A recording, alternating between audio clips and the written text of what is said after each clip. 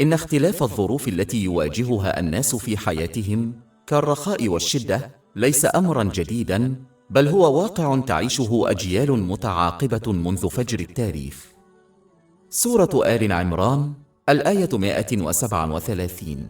لقد مرت عليك مواقف مماثلة لموقفك، لذلك ينبغي على من يواجه موقفا معينا ألا يعتقد أبدا أنه يمر بأمر غير عادي وبالتالي ظالم، فقد واجه كثيرون مثله أو ما شابهه. إن تذكر هذه الحقيقة يشجع المرء على الصبر في أوقات الشدة. الصبر يعني تجنب الشكوى من القول أو الفعل، والثبات على طاعة الله تعالى، مؤمنا بأنه لا يختار إلا ما هو خير له حتى وإن خفي عليه ذلك. سورة البقرة الآية 216. وعسى أن تكرهوا شيئا وهو خير لكم، وعسى أن تحبوا شيئا وهو شر لكم، والله يعلم وأنتم لا تعلمون. سورة آل عمران الآية 137. لقد مرت عليك مواقف مماثلة لموقفك. وهذا يدل أيضا على أن امتحان الحياة الدنيا كان دائما واحدا على مر العصور. يتعلق هذا الامتحان بكيفية استخدام المرء للنعم التي وهبت له حتى يحقق راحة البال والنجاح في الدنيا والآخرة. سورة الملك الآية 2.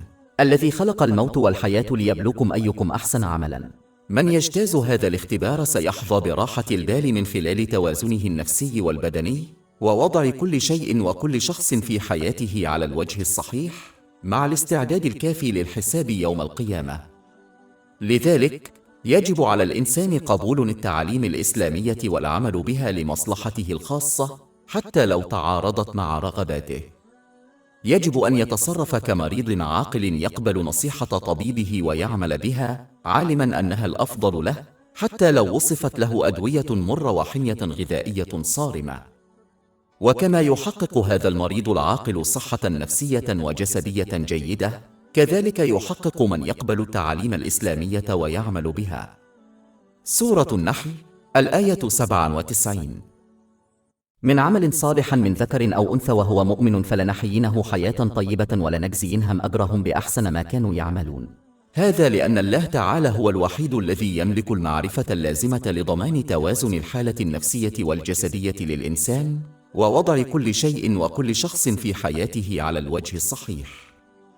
إن معرفة المجتمع بالحالات النفسية والجسدية للإنسان لن تكفي لتحقيق هذه النتيجة رغم كل الأبحاث التي أجريت، إذ لا يمكنهم حل جميع المشكلات التي قد يواجهها الإنسان في حياته، ولا يمكن لنصائحهم أن تجنب المرء جميع أنواع الضغوط النفسية والجسدية، ولا يمكن لنصائحهم أن تمكن المرء من وضع كل شيء وكل شخص في حياته على الوجه الصحيح، وذلك لقلة المعرفة والخبرة والبصيرة والتحيز. الله تعالى وحده يملك هذه المعرفة، وقد أنزلها على البشرية في القرآن الكريم وسنة النبي محمد صلى الله عليه وسلم. تتجلى هذه الحقيقة جلية لمن يستخدم النعم التي وهبه إياها وفقا للتعاليم الإسلامية، ومن لا يستخدمها. سورة آل عمران الآية 137. فسيروا في الأرض فانظروا كيف كان عاقبة المكذبين. مع أن المرضى في أغلب الأحيان لا يفهمون علم الأدوية الموصوفة لهم، ولذلك يثقون ثقة عمياء بأطبائهم، إلا أن الله تعالى يدعو الناس إلى التأمل في تعاليم الإسلام ليدركوا آثارها الإيجابية على حياتهم. فهو لا يتوقع من الناس أن يثقوا بها ثقة عمياء، بل يريد منهم أن يدركوا صدقها من خلال أدلتها الواضحة. لكن هذا يتطلب من المرء أن يتحلى بعقل منفتح وموضوعي عند التعامل مع تعاليم الإسلام. سورة يوسف الآية 108. قل هذه سبيلي أدعو إلى الله على بصيرة أنا ومن اتبعني. بالإضافة إلى ذلك، فكما أن الله تعالى هو المسيطر على قلوب الناس الروحية دار الطمأنينة، فهو وحده الذي يقرر من ينالها ومن لا ينالها. سورة النجم الآية 43. وأنه هو الذي أضحك وأبكى. ومن الواضح أن الله تعالى لا يمنح الطمأنينة إلا لمن أحسن استعمال نعمه. سورة آل عمران الآية 137. فسيروا في الأرض فانظروا كيف كان عاقبة المكذبين. وهذا يشير أيضا إلى أهمية تجنب الموقف الأناني الذي لا يفكر فيه الشخص إلا في حياته الخاصة وخاصة مشاكله الخاصة. من يتصرف بهذه الطريقة لن يستفيد من دروس التاريخ العام وتاريخه الشخصي وأحوال من حوله. فالتعلم من هذه الأمور من أقوى السبل لتحسين سلوك الإنسان وتجنب تكرار التاريخ بما يحقق له راحة البال. على سبيل المثال، من يراقب الأغنياء والمشاهير وهم يسيئون استخدام النعم التي وهبوا إياها، وكيف أنهم نتيجة لذلك يعانون من التوتر والاضطرابات النفسية وإدمان المخدرات والميول الانتحارية، مع أنهم ينعمون برفاه الدنيا، سيعلمه ألا يتبع خططهم بإساءة استخدام النعم التي وهبها إياهم، وسيقتنع بأن راحة البال لا تكمن في امتلاك الكثير من الدنيا. أو عندما يراقب المرء شخصاً مريضاً، ينبغي أن يشجعه ذلك على شكر صحته الجيدة واستخدامها بشكل صحيح قبل أن يفقدها هو أيضاً. لذلك يشجع الإسلام المسلمين على أن يكونوا منتبهين بدلاً من أن يكونوا منشغلين بشؤونهم الخاصة لدرجة أنهم لا يهتمون بأي شيء آخر. سورة آل عمران الآية 137. فسيروا في الأرض فانظروا كيف كان عاقبة المكذبين. من يتبنى موقفاً واعظاً ويتعلم من التاريخ ومن الناس من حوله، سيفهم أن السبيل الوحيد لنيل راحة البال والنجاح في الدنيا والآخرة هو استخدام النعم التي وهبت له على الوجه الصحيح، كما هو مبين في التعاليم الإسلامية. سورة آل عمران الآية 138. هذا بيان للناس وهدى وموعظة للمتقين. بخلاف العديد من الأديان ومناهج الحياة الأخرى، فإن الإسلام دين ومنهج حياة للجميع دون استثناء. وهذا يشير إلى أهمية المساواة في الإسلام.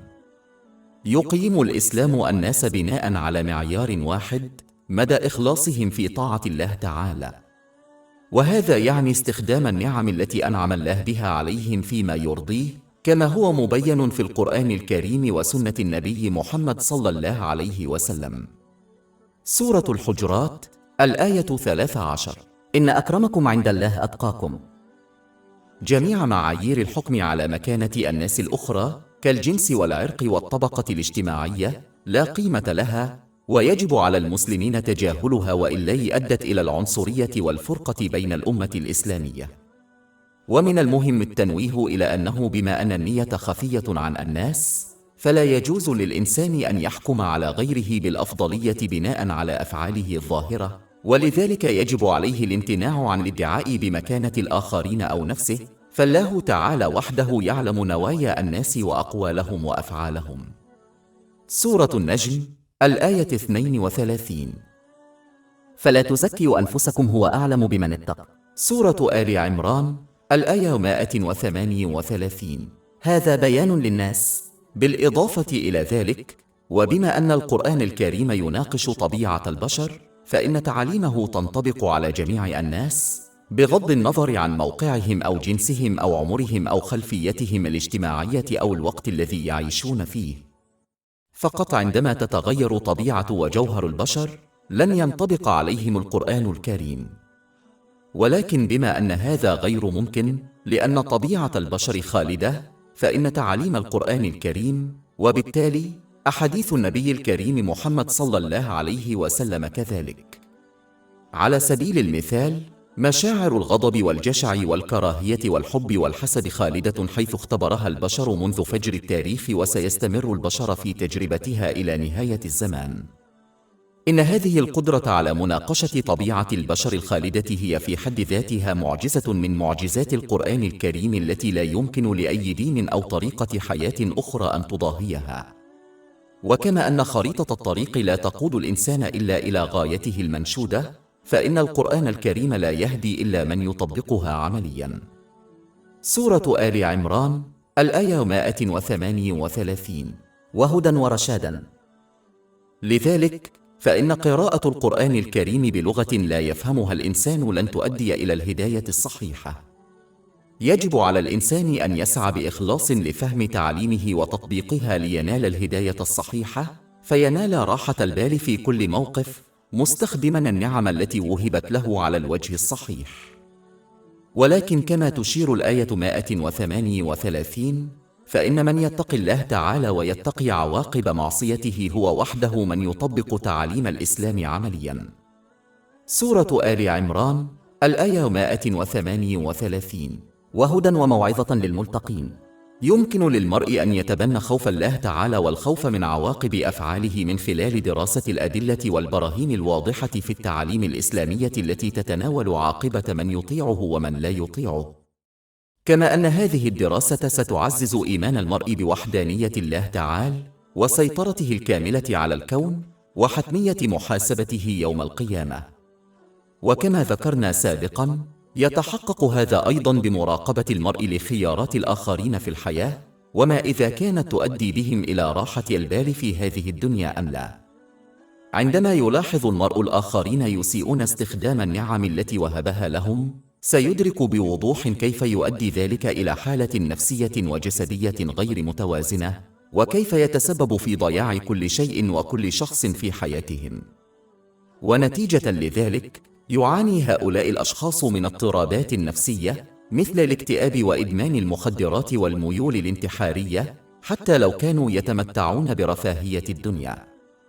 بينما عندما يراقب المرء أولئك الذين يستغلون النعم التي وهبوا بها بشكل صحيح، سيلاحظ كيف يقودهم ذلك إلى حالة ذهنية وجسدية متوازنة، ويجعلهم يضعون كل شيء وكل شخص في الحياة بشكل صحيح مع الاستعداد الكافي للمحاسبة يوم القيامة.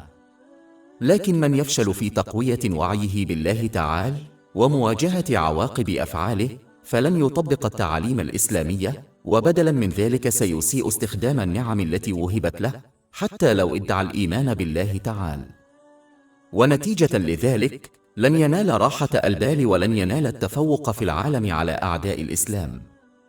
سورة آل عمران الآية 139.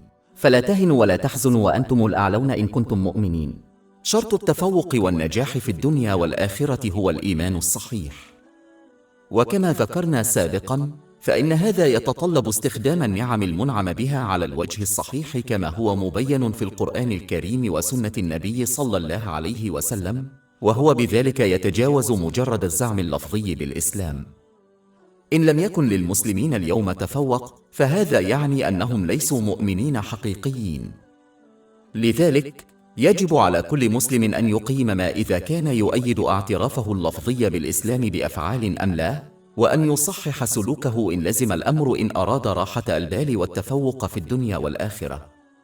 ثم يعزي الله تعالى الصحابة رضي الله عنهم ويطمئنهم بعد هزيمتهم الظاهرة في غزوة أحد. سورة آل عمران الآيتان من 139 إلى 140. فلا تهنوا ولا تحزنوا وأنتم الأعلون إن كنتم مؤمنين. إن يمسسكم قرح فقد مس القوم قرح مثله. عندما بدأت معركة أحد، تغلب الصحابة رضي الله عنهم بسرعة على جيش الكفار مما دفعهم إلى التراجع. لكن بعض الرماة الذين أمرهم النبي محمد صلى الله عليه وسلم بالبقاء على جبل صغير، جبل الرمة، الذي يقع أمام جبل أحد، بغض النظر عن نتيجة المعركة، اعتقدوا أن المعركة قد انتهت وأن الأمر لم يعد سارياً. عندما نزلوا جبل الرمة لجمع الغنائم، كشف ذلك مؤخرة جيش المسلمين. ثم تجمع جيش الكفار وهاجم المسلمين من كلا الجانبين. أدى ذلك إلى استشهاد العديد من الصحابة رضي الله عنهم. وقد نوقش هذا في الإمام ابن كثير سيرة النبي المجلد 3 الصفحات من 29 إلى 30. كما يتضح من الآيات الرئيسية التي نوقشت وأحداث غزوة أحد، فإن الإيمان الحقيقي بالله تعالى يقتضي الثبات على طاعته في جميع الأوقات، وهذا يستلزم استخدام النعم الممنوحة على الوجه الصحيح كما هو مبين في التعاليم الإسلامية، وأي انحراف عن ذلك يمنع من تحقيق راحة البال والتفوق. عز الله تعالى الصحابة رضي الله عنهم بعد خسارتهم الظاهرة في غزوة أحد بتذكيرهم بنصره لهم في غزوة بدر حين استقاموا على طاعته، وهذا يدل على أهمية استحضار نعم الله التي لا تحصى، لا سيما في أوقات الشدة. وهذه من أعظم وسائل الصبر، إذ تشجع على النظر إلى حالهم بإيجابية، أي أن ينظر المرء إلى نعم الدنيا التي لا تحصى التي لا تزال لديه بدلاً من التركيز على ما فقده، فهذا يشجعه على الصبر والشكر. فالشكر في النية هو العمل بما يرضي الله تعالى، والشكر في القول هو قول الخير أو السكوت، والشكر في العمل هو استخدام النعم فيما يرضي الله تعالى، كما بينه القرآن الكريم وسنة النبي صلى الله عليه وسلم. ومن الصبر أيضاً ترك الشكوى من القول أو الفعل، والثبات على طاعة الله تعالى، معتقدين أنه لا يختار لهم إلا ما هو خير لهم، وإن خفي عليهم ذلك. سورة البقرة، الآية 216. وعسى أن تكرهوا شيئا وهو خير لكم، وعسى أن تحبوا شيئا وهو شر لكم، والله يعلم وأنتم لا تعلمون. فمن أحسن التصرف في كل حال حظي بعون الله تعالى ورحمته الدائمة، مما يؤدي إلى راحة البال في الدنيا والآخرة. وقد ورد ذلك في حديث صحيح مسلم رقم 7500. ثم يذكر الله تعالى حقيقة مهمة تعد جزءا من امتحان الحياة الدنيا. سورة آل عمران، الآية 140. وتلك الأيام نداولها بين الناس وليعلم الله الذين آمنوا. من محنة الدنيا أن يثبت الإنسان إيمانه في السراء والضراء، ففي اليسر شكر وفي الشدة صبر. من ثبت على طاعة الله تعالى في مختلف الأحوال أثبت إيمانه بالله تعالى. أما من ترك طاعة الله تعالى كلما خالفت شهواته، فقد أثبت أنه لا يعبد إلا نفسه، وإن زعم غير ذلك. سورة الفرقان، الآية 43. أرأيت من اتخذ إلهه هواه. وسورة الحج، الآية 11 من سورة 22. ومن الناس من يعبد الله على حرف، فإن أصابه خير اطمأن به، وإن أصابته فتنة انقلب على وجهه، فقد خسر الدنيا والآخرة، ذلك هو الخسران المبين. كلما مر هذا الإنسان بظروف الرخاء، بدلاً من شكر الله تعالى على ما أنعم به عليه من فضل، كما ورد في التعاليم الإسلامية، أساء استخدامها. وكلما مر بظروف الشدة، بدلاً من الصبر، اشتكى الله تعالى لفظاً وفعلاً ورفض طاعته. هذا هو المنافق الذي يكشفه الله تعالى باختلاف الأحوال. لذا يجب على المرء تجنب هذا السلوك، والثبات على طاعة الله تعالى في كل حال. ففي الرخاء يجب عليه شكر الله تعالى على ما أنعم به عليه من فضل، كما ورد في التعاليم الإسلامية. وفي الشدة يجب عليه الصبر بتجنب الشكوى بالقول والفعل، والاستمرار في طاعة الله تعالى، عالما بأنه لا يختار إلا ما هو خير له، وإن خفي عليه ذلك. سورة البقرة، الآية 216. وعسى أن تكرهوا شيئا وهو خير لكم، وعسى أن تحبوا شيئا وهو شر لكم، والله يعلم وأنتم لا تعلمون.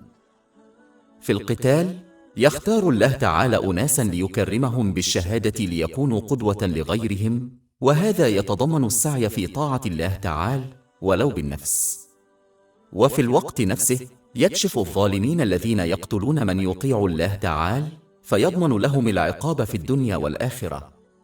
سورة آل عمران، الآية 140.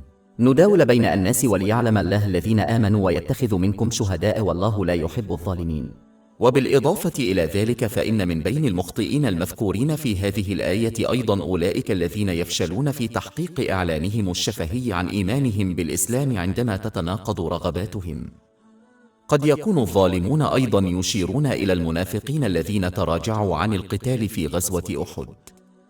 عندما غادر النبي محمد صلى الله عليه وسلم المدينة المنورة لمواجهة العدو في أحد، وافق زعيم المنافقين عبد الله بن أبي في البداية على المشاركة في المعركة مع قومه.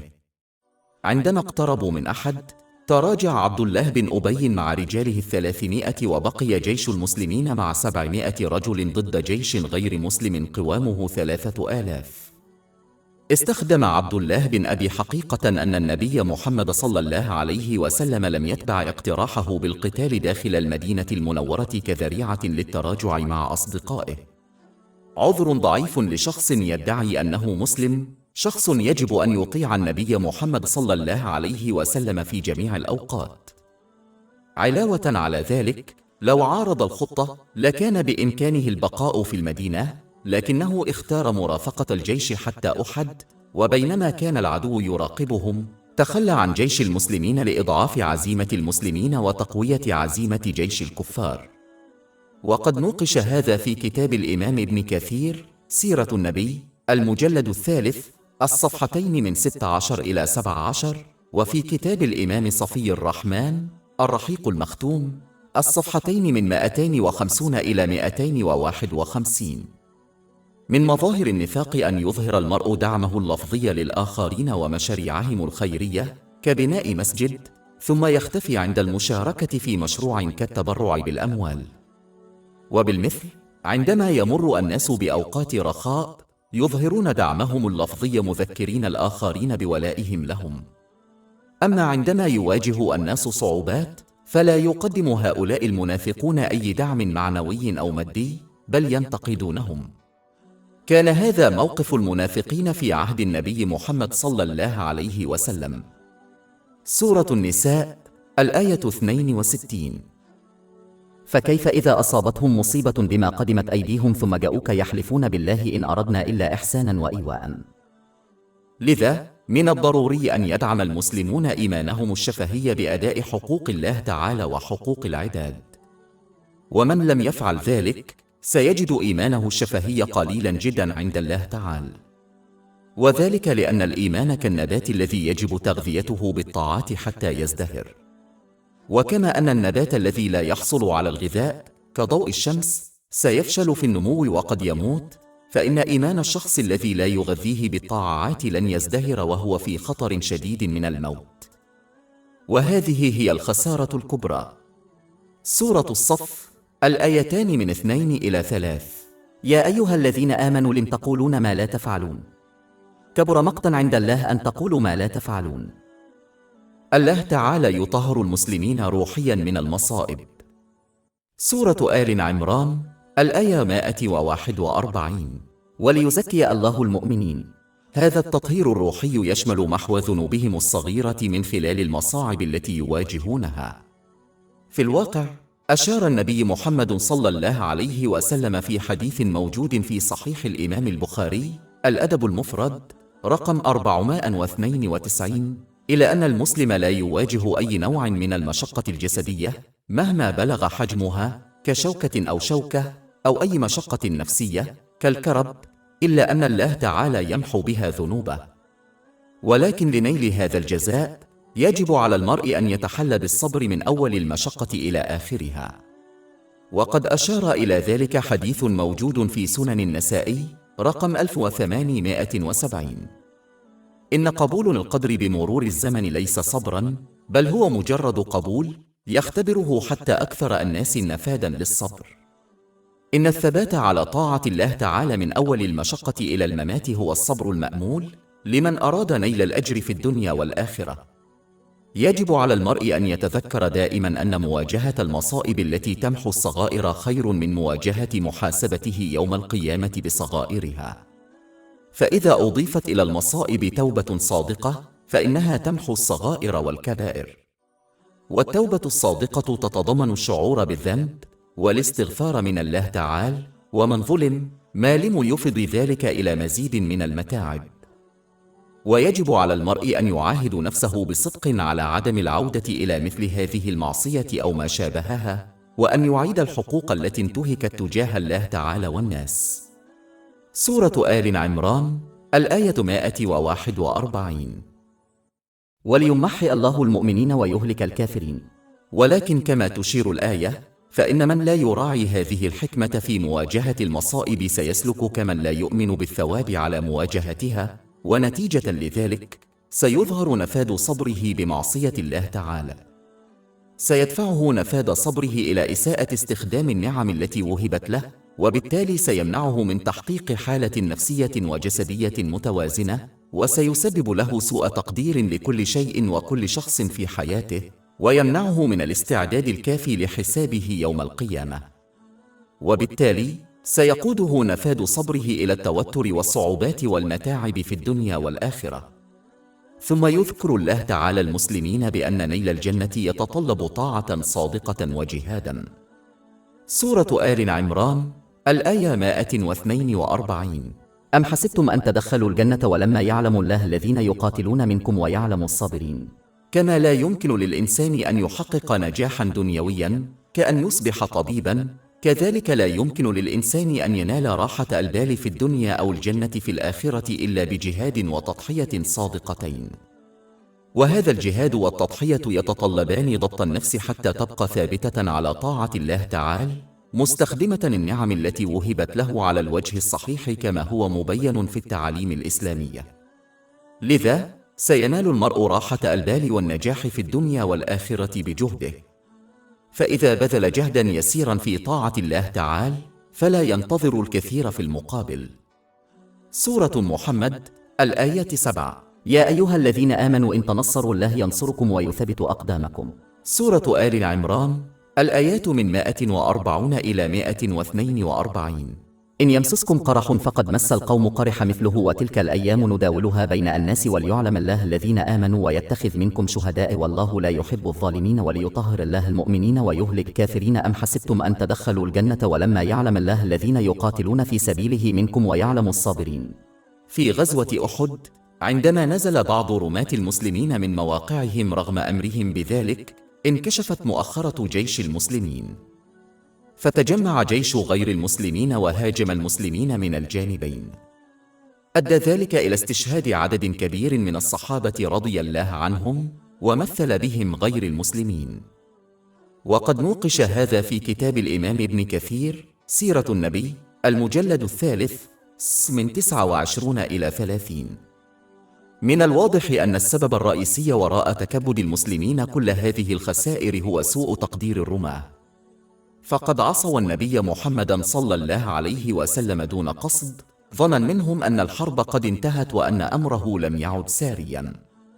ويدل هذا الحدث على أنه ما دام المسلمون مخلصين في طاعة النبي محمد صلى الله عليه وسلم فسينصرون، أما إذا خالفوه فسيسحب هذا الدعم. سورة النساء الآية 80. ومن يطع الرسول فقد أطاع الله. وسورة آل عمران الآية 31. قل للنبي محمد صلى الله عليه وسلم إن كنتم تحبون الله فاتبعوني يحببكم الله ويغفر لكم ذنوبكم والله غفور رحيم. وسورة النور الآية 63. لا تجعلوا دعاء الرسول بينكم كدعاء بعضكم بعضا قد يعلم الله الذين يتسللون منكم ويستترون فليحذر الذين يخالفون عن أمره أن تصيبهم مصيبة أو يصيبهم عذاب أليم. علاوة على ذلك، جرت العادة أن يتغلب الأنبياء عليهم السلام أحيانا على أعدائهم، وأحيانا أخرى يتغلب أعداؤهم، مع أن النصر النهائي دائما ما يكون لصالحهم. والسبب في هذا التناوب في الظروف هو فصل المؤمنين الصادقين عن المنافقين والانتهازيين الذين ينضمون دائما إلى المجموعة الناجحة لجني المنافع الدنيوية. فإذا انتصر الأنبياء عليهم السلام دائما، فإن المنافقين والانتهازيين سيصبحون منبوذين من المؤمنين الصادقين. وإذا خسر الأنبياء عليهم السلام دائما، فإن ذلك سيعيق رسالتهم. ومن أسباب تعاقب النصر والهزيمة تعليم المؤمنين الصبر والشكر معا، فإن خسروا دائما فقد يصبرون لكن يصعب عليهم شكرهم، وإن ربحوا دائما فقد يشكرون لكن يصعب عليهم الصبر الحقيقي. إن تعاقب المواقف يمكنهم من الصبر والشكر معا نصفان أساسيان لنيل النجاح في الدنيا والآخرة. فالشكر في النية هو العمل لمرضاة الله تعالى، والشكر في القول هو قول الخير أو الصمت، والشكر في الفعل هو استخدام النعم فيما يرضي الله تعالى، كما هو مبين في القرآن الكريم وسنة النبي محمد صلى الله عليه وسلم. والصبر أيضا هو تجنب الشكوى من القول أو الفعل، والثبات على طاعة الله تعالى، معتقدين أنه لا يختار لهم إلا ما هو خير وإن خفي عليهم ذلك. سورة البقرة الآية 216. وعسى أن تكرهوا شيئا وهو خير لكم وعسى أن تحبوا شيئا وهو شر لكم والله يعلم وأنتم لا تعلمون. سورة آل عمران الآية 143. ولقد تمنيت الموت من قبل أن تأتيه ولقد رأيته وأنت تنظر. عندما اقترب جيش الكفار من أحد، رأى النبي محمد صلى الله عليه وسلم في منامه أن على جيش المسلمين البقاء في المدينة ومواجهة العدو داخلها. وافق زعيم المنافقين عبد الله بن أبي على هذه الخطة لأنه لم يكن يرغب في مواجهة الجيش. لكن الصحابة الشباب رضي الله عنهم الذين لم يشهدوا غزوة بدر ظلوا يحثونه على التقدم ومواجهة جيش الكفار في أحد، وهو ما وافق عليه في النهاية. بعد أن ارتدى النبي محمد صلى الله عليه وسلم درعه، أدرك الصحابة الشباب رضي الله عنهم خطأهم ونصحوا النبي محمد صلى الله عليه وسلم بالعودة إلى اقتراحه الأول بمواجهة جيش الكفار داخل المدينة. لكن النبي محمد صلى الله عليه وسلم أجاب بأنه لا ينبغي للنبي صلى الله عليه وسلم أن يخلع درعه دون مواجهة أعداء الله تعالى. وقد ذكر ذلك الإمام ابن كثير في سيرة النبي صلى الله عليه وسلم المجلد 14. تحذر الآية الرئيسية من تمني المشقة حبا في نيل الأجر الذي لا يحصى، إذ قد لا يصمد المرء عند مواجهتها، بل ينبغي اتباع نصيحة النبي محمد صلى الله عليه وسلم بالدعاء الدائم وطلب اليسر والسلامة، وإن واجهته مشقة فعليه الثبات على طاعة الله تعالى. وقد ورد هذا في حديث صحيح البخاري رقم 2966. علاوة على ذلك، لم يغير النبي محمد صلى الله عليه وسلم قراره قبل غزوة أحد، مع أن رؤياه دلت على تفضيل البقاء في المدينة رغبة منه في أن يكون قدوة حسنة لجميع القادة إلى يوم القيامة. القائد الصالح لا يتصرف بتردد بتغيير أوامره دون مبرر وجيه، كحصوله على معلومات جديدة عن العدو، فهذا التصرف من شأنه أن يفقد الجنود ثقتهم بقائدهم، وهو أمر بالغ الخطورة في زمن الحرب. لذلك ثابر النبي محمد صلى الله عليه وسلم على أمره بالسير إلى أحد. وبشكل عام ينبغي على المرء أن يتبنى موقفا حازما في حياته، بحيث يبقى ثابتا على قراراته الشرعية الدنيوية والدينية، ولا يغير مساره إلا بالدليل والمعرفة. من يتبنى موقفا مترددا لن يلتزم التزاما كاملا بأي قرار يتخذه، مما يفقده بعض الفوائد التي كان من الممكن أن يحصل عليها لو التزم بها التزاما كاملا وتفان في قراره. وبالإضافة إلى ذلك، فإن هذا الشخص سوف ينظر باستمرار إلى الوراء، على الرغم من أنه لا يستطيع تغيير التاريخ، مما سيمنعه من النظر إلى الأمام والاستفادة من الفرص والوضع الحالي. ترتبط الآية التالية بحدثين مشهورين في التاريخ الإسلامي. سورة آل عمران الآية 144: ما محمد إلا رسول قد خلت من قبله الرسل أفإن مات أو قتل انقلبتم على أعقابكم ومن ينقلب على عقبيه فلن يضر الله شيئا وسيجزي الله الشاكرين. ثم قال ما يلي: أحيا الله تعالى النبي الكريم محمدا صلى الله عليه وسلم وأبقاه حيا حتى أقام دين الله تعالى وبين أمر الله تعالى وأبلغ رسالته وجاهد في سبيله، ثم قبضه الله تعالى إليه وترككم على الصراط، وما يهلك أحد إلا بعد بينات وألم، ومن كان الله ربه فليعلم أن الله تعالى حي لا يموت، ومن كان يعبد النبي الكريم محمدا صلى الله عليه وسلم فليعلم أنه قد مات. اتقوا الله تعالى أيها الناس، تمسكوا بدينكم وتوكلوا على ربكم. دين الله تعالى قائم، كلمة الله تعالى كاملة، الله تعالى ينصر من ينصره ويعظم دينه.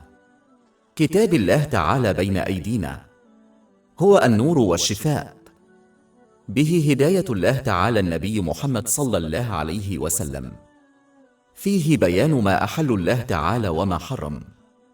لا نبالي بمن ينزل علينا من الخلق، بل سنقاتل من خالفنا بضراوة كما قاتلنا مع النبي صلى الله عليه وسلم.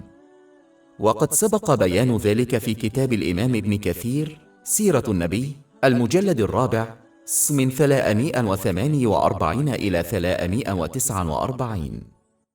بعد أن خطب أبو بكر رضي الله عنه الناس آمنوا جميعا بالحق.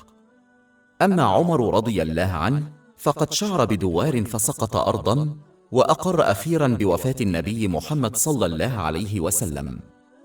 وقد نوقش هذا في كتاب الإمام ابن كثير سيرة النبي المجلد الرابع من 348 إلى 349، وفي كتاب الإمام محمد الصلابي عمر بن الخطاب حياته وعصره المجلد الأول من 139 إلى 141. سورة آل عمران الآية 144. ومن ينقلب على عقبيه فلن يضر الله شيئا وسيجزي الله الشاكرين. شرح أبو بكر رضي الله عنه الآية 144 مذكّا الناس بأن إعلانهم طاعة الله تعالى خالصة مستمر ولا ينتهي إلا بموتهم. يجب على المسلم أن يتذكر دائما أن قبوله الإسلام وتحقيقه إنما يقدم لنفسه معروفا وليس لله تعالى، فمكانته لا تتغير بقبول الناس له أو رفضهم له. لا يفيد المسلم إلا نفسه، فقبوله تعاليم الإسلام والعمل بها يوصله إلى راحة البال. يتحقق ذلك من خلال استخدام النعم التي وهبت له على الوجه الصحيح كما هو مبين في التعاليم الإسلامية، وهذا يؤدي إلى حالة نفسية وجسدية متوازنة، ويمكنه من وضع كل شيء وكل شخص في حياته على الوجه الصحيح مع الاستعداد الكافي للحساب يوم القيامة. وكما هو مبين في الآية 144: هكذا يظهر المرء شكره لله تعالى، ومن خلاله ينال راحة البال في الدنيا والآخرة. سورة النحل الآية 97.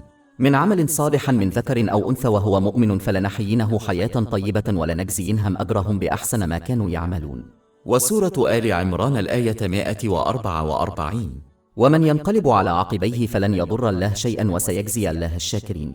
من لم يقبل إيمانه بالإسلام أو يحقق سيسيء استخدام النعم التي منحها.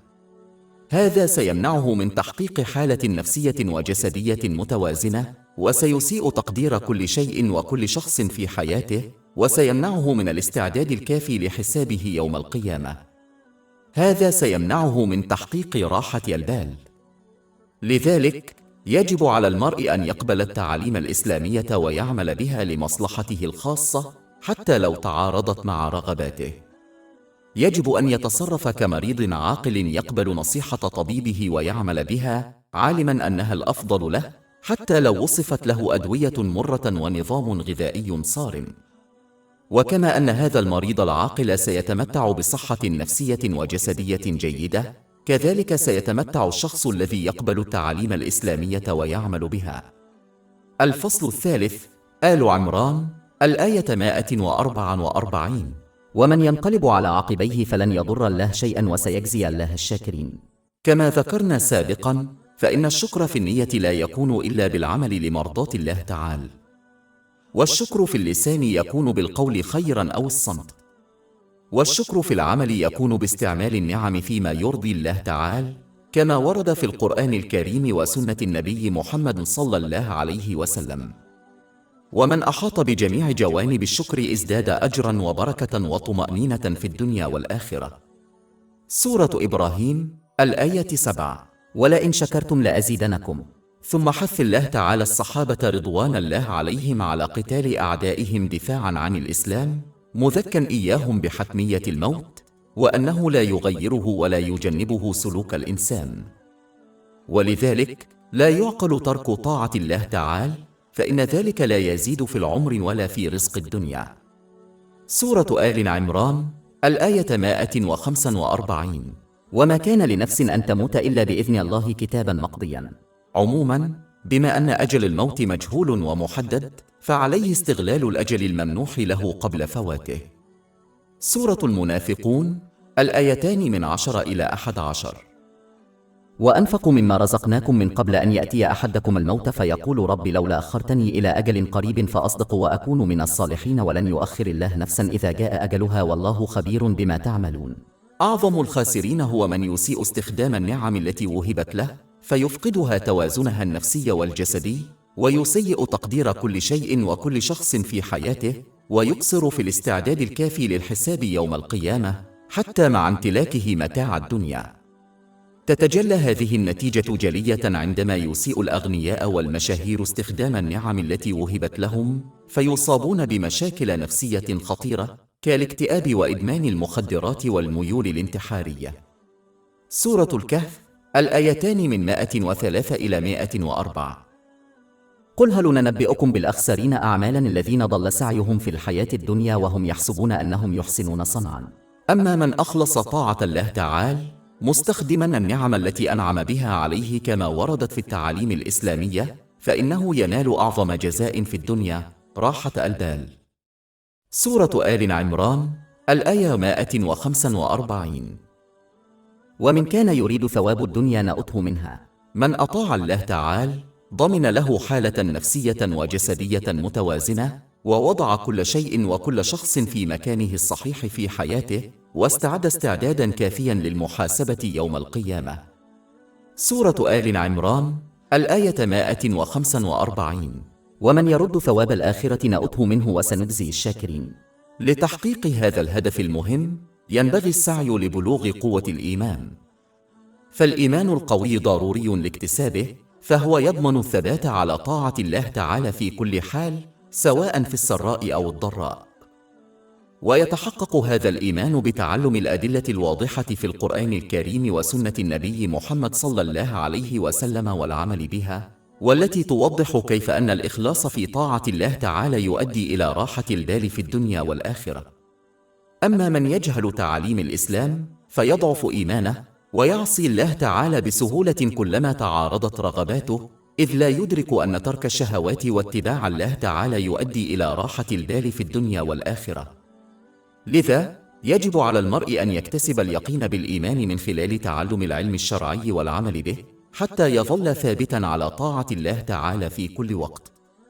هذا يعني استخدام النعم الممنوحة على الوجه الصحيح كما هو موضح في التعاليم الإسلامية، وهذا يضمن راحة البال في الدنيا والآخرة من خلال تحقيق حالة نفسية وجسدية متوازنة، ووضع كل شيء وكل شخص في حياته على الوجه الصحيح. سورة آل عمران، الآية 145. ومن كان يريد ثواب الدنيا نؤته منها ومن كان يريد ثواب الآخرة نؤته منها وسنجزي الشاكرين. لا ينبغي أن ينخدع المرء باعتقاد أن الحصول على نعيم الدنيا كالمال والمكانة الاجتماعية دليل على محبة الله، فالله تعالى يمنح الدنيا للجميع ابتلاء. سورة الملك، الآية 2. الذي خلق الموت والحياة ليبلوكم أيكم أحسن عملا. اختبار الحياة يكمن في مدى استغلال المرء للنعم التي وهبت له كما هو منصوص عليه في التعاليم الإسلامية. وكما ذكرنا سابقا، فإن من أساء استغلال النعم التي وهب لها قد ينال دنيا كالمال، لكنه لن ينال من جهده شيئا نافعا كالرحمة وراحة البال. سورة المؤمنون، الآيتان من 55 إلى 56. أيحسبون ما نمدهم به من أموال وبنين أنعجل لهم في الخيرات بل لا يشعرون. أما من سعى لاجتياز امتحان الحياة بشكر الله تعالى وحسن استعمال نعمه، فإنه ينال الرحمة والبركة وراحة البال في الدارين. سورة آل عمران، الآية 145. ومن كان يريد ثواب الدنيا نؤته منها ومن كان يريد ثواب الآخرة نؤته منها وسنجزي الشاكرين. ومن رحمة الله تعالى الواسعة أن جعل راحة البال في الدارين في أمر واحد، حسن استغلال النعم كما وردت في التعاليم الإسلامية.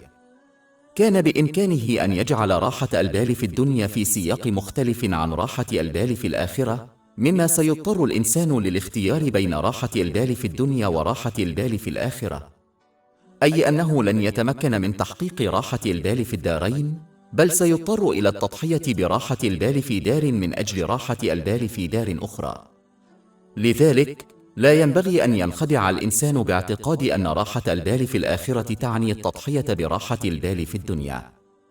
من يغفل عن هذه الحقيقة سيتجاهل بسهولة الاستعداد للآخرة خوفا من عدم نيل راحة البال في الدنيا، وبالتالي لن ينال راحة البال في الدنيا ولا في الآخرة، إذ سيسيء استخدام النعم التي وهبت له. يجب على الإنسان أن يتجنب هذا الفخ الشيطاني، وأن يفهم بدلا من ذلك أن راحة البال في العالمين تكمن في شيء واحد: الطاعة الصادقة لله تعالى، وذلك باستخدام النعم التي منحها للإنسان بشكل صحيح كما هو موضح في التعاليم الإسلامية. سورة آل عمران الآية 145. ومن كان يريد ثواب الدنيا نؤته منها ومن كان يريد ثواب الآخرة نؤته منها وسنجزي الشاكرين. تشير هذه الآية أيضا إلى أن الله تعالى بما أنه يتحكم في نعيم الدنيا والآخرة، فلن ينال المرء خيرا في الدنيا ولا في الآخرة بمعصيته.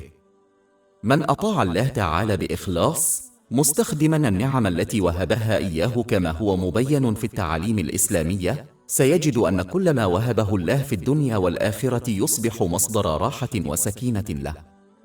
بينما من عصى الله تعالى بإساءة استخدام النعم التي وهبها إياه، سيجد أن كل ما يملكه يصبح مصدر توتر ومتاعب وصعوبات له في الدنيا والآخرة.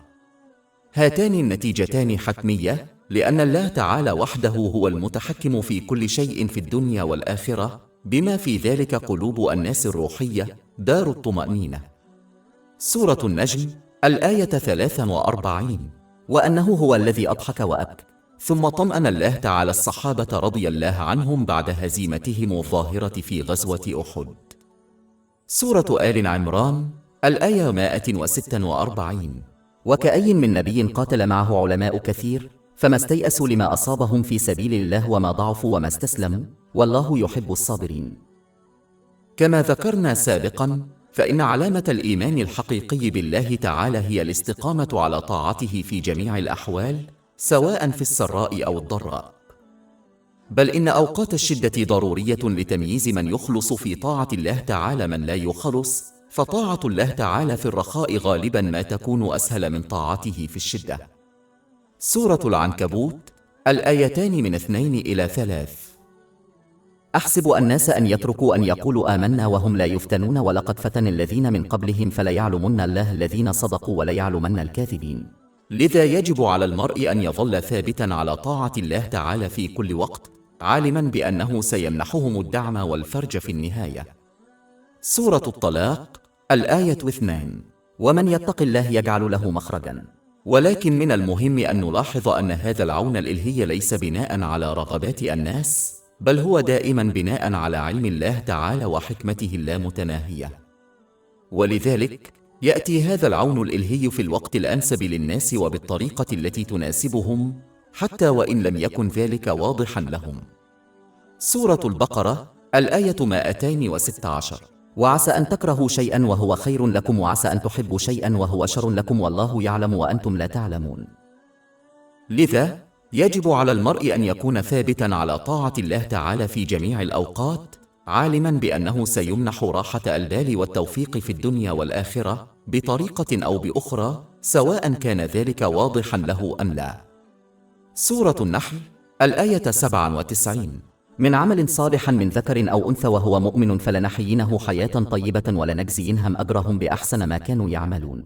وسورة آل عمران الآية 146. وكأي من نبي قاتل معه علماء كثير فما استيأسوا لما أصابهم في سبيل الله وما ضعفوا وما استسلموا والله يحب الصابرين. تشير هذه الآية أيضا إلى مفهوم مهم يعين على الصبر.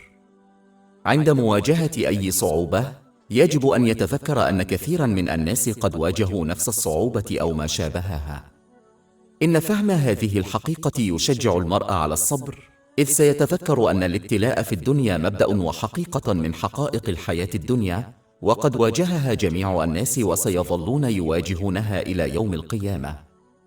وبوجه عام، فإن الصبر يعني تجنب الشكوى من القول أو الفعل، والثبات على طاعة الله تعالى، معتقدا أنه لا يختار إلا ما هو خير لهم، حتى وإن خفي ذلك عليهم. سورة البقرة الآية 216. وعسى أن تكرهوا شيئا وهو خير لكم وعسى أن تحبوا شيئا وهو شر لكم والله يعلم وأنتم لا تعلمون. سورة آل عمران الآية 146. وكم من نبي قاتل معه علماء كثير. تشير هذه الآية إلى أن الثبات على طاعة الله تعالى يتطلب يقينا بالإيمان، وهو ما يكتسب باكتساب المعرفة الإلهية والعمل بها. وكما ذكرنا سابقا، فإن قوة الإيمان أمر ضروري، إذ يضمن الثبات على طاعة الله تعالى في جميع الأحوال، سواء أكانت يسرا أم عسرا. ويكتسب الإيمان القوي بتعلم الأدلة الواضحة في القرآن الكريم وأحاديث النبي محمد صلى الله عليه وسلم والعمل بها، والتي توضح كيف أن إخلاص طاعة الله تعالى يؤدي إلى راحة البال في الدنيا والآخرة.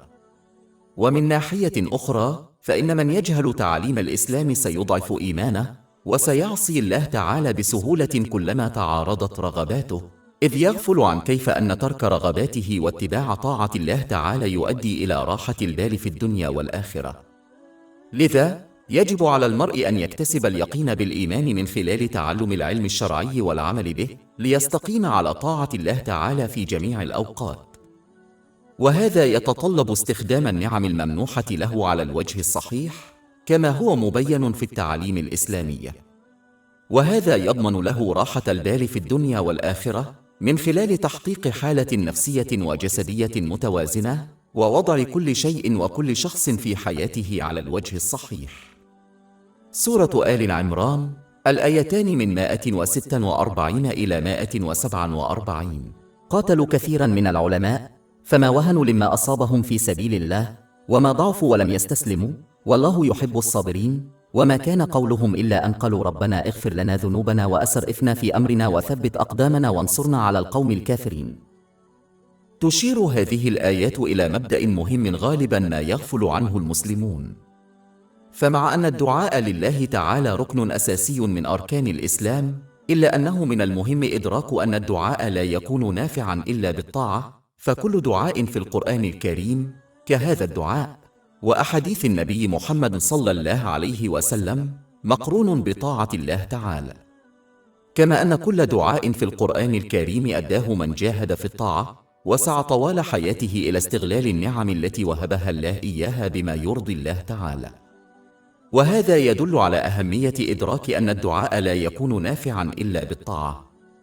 وللأسف تقاعس كثير من المسلمين عن أداء الدعاء، فأحسنوا الدعاء لكنهم لم يطيعوا الله تعالى عمليا.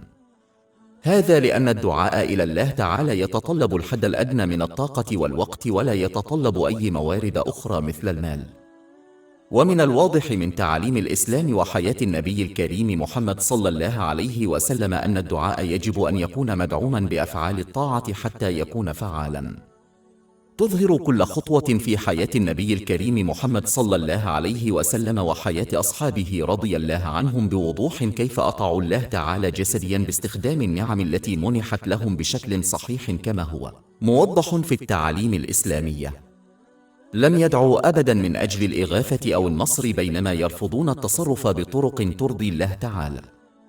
يشير الحديث الموجود في جامع الترمذي برقم 3499 بوضوح إلى أن وقتين خاصين في اليوم يستجيب فيه الله تعالى للدعاء بشكل إيجابي، وكلاهما مرتبطان بأفعال الطاعة. الوقت الأول بعد الصلوات المفروضة مباشرة، والثاني في آخر الليل حيث يفترض أداء صلاة الليل تطوعاً. كما أن الآيات التالية تبين بوضوح أن الدعاء يجب أن يقرن بالطاعات ليكون كاملا وفعالا. سورة فاطر، الآية 10: إليه يصعد الكلام الطيب والعمل الصالح يرفعه. وسورة البقرة، الآية 186: إني قريب أجيب دعوة الداعي إذا دعين فليستجيبوا لي وليؤمنوا بي لعلهم يرشدون. إن عدم فهم وجوب تأييد الدعاء بالأعمال البدنية لطاعة الله تعالى سبب رئيسي لعدم تغير حال المسلمين تغييرا إيجابيا، إذ لا بد من تغيير النية والقول والفعل لإحداث تغيير إيجابي في حياتهم. سورة الرعد، الآية 11: إن الله لا يغير ما بقوم حتى يغيروا ما بأنفسهم. بالإضافة إلى ذلك، يجب على المرء أن يستغل الموارد المتاحة كالطاقة لإحداث تغييرات إيجابية في حياته، ولا ينبغي له الاعتماد على الدعاء فقط. على سبيل المثال، يجب على من يواجه مشاكل زوجية أن يتخذ خطوات عملية لحلها، مقرونا ذلك بالدعاء إلى الله تعالى. لا يمكن أن يتكاسل عن اتخاذ خطوات عملية لحل مشاكله معتمدا فقط على الدعاء. وكما سبق شرحه، فإن هذا الموقف السلبي والخاطئ يتعارض مع تعاليم الإسلام.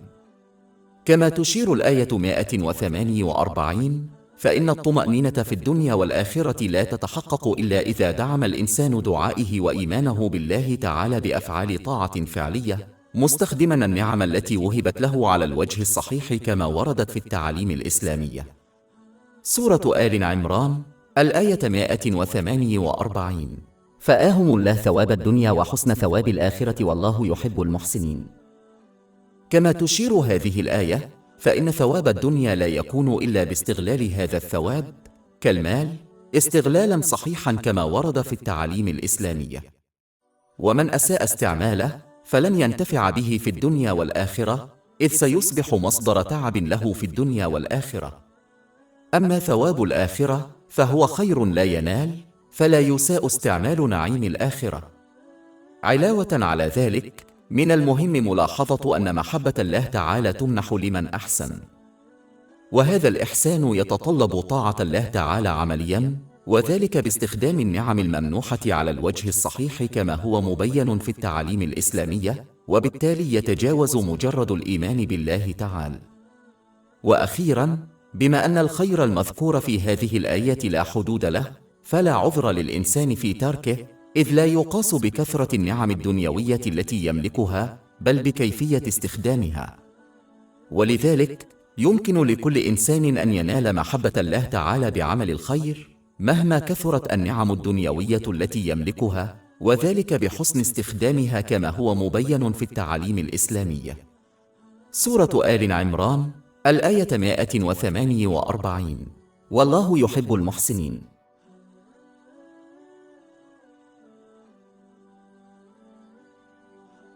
أكثر من 500 كتاب إلكتروني وكتب صوتية ورسوم بيانية وملفات بودكاست ومدونات مجانية متاحة على موقعنا الإلكتروني www.shaibud.com.